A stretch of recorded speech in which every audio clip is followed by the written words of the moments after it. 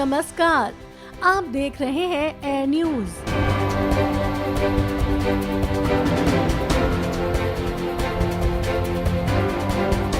कांग्रेस सरकार के अत्याचारों से त्रस्त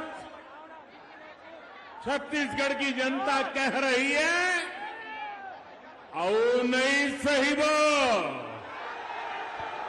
बदल के रही वो।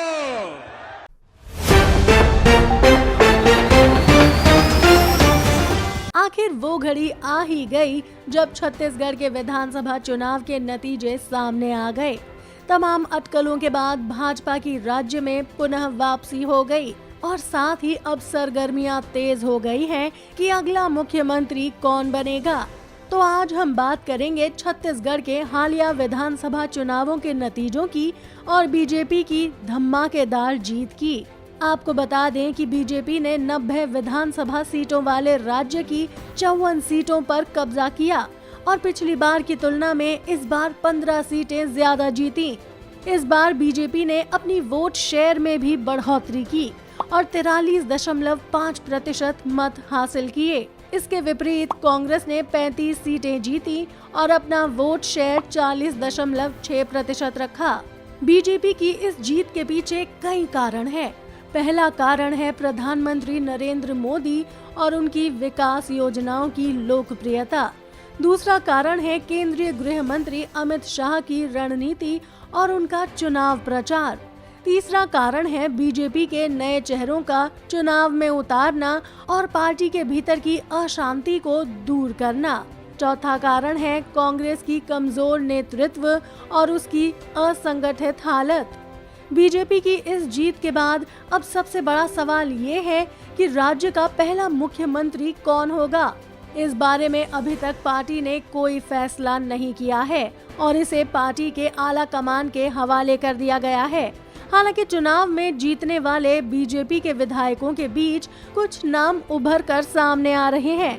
इनमें सबसे पहला नाम आता है ओपी चौधरी का, जिन्हें उनकी प्रचंड जीत के बाद केंद्रीय गृह मंत्री अमित शाह ने दिल्ली बुलवाया था।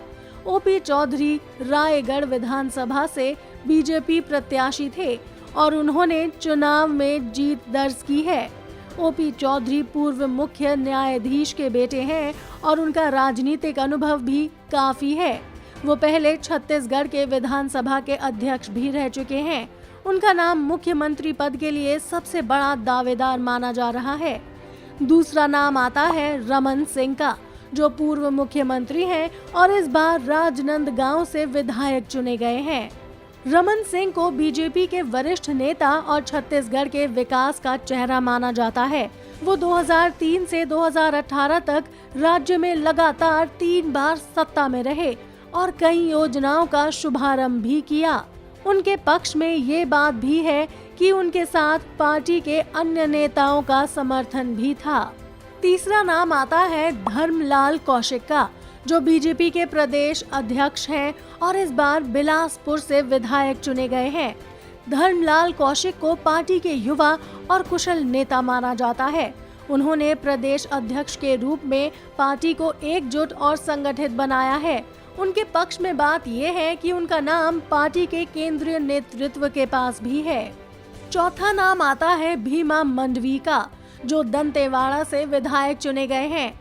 भीमा मंडवी एक आदिवासी नेता हैं और उन्होंने नक्सली प्रभावित क्षेत्र में बीजेपी को जीत दिलाई है।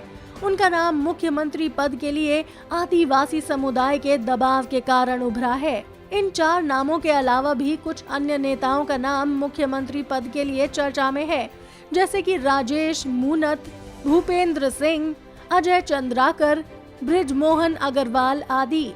लेकिन इनमें से किसी का नाम भी पार्टी के केंद्रीय नेतृत्व को मंजूर नहीं है, इसलिए इनकी दावेदारी कमजोर है।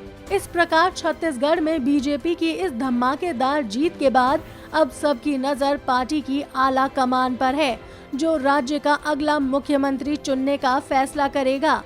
ये फैसला शायद जल्द ही हो जाए, जब बीजेपी के विधायक दल की बैठक होगी।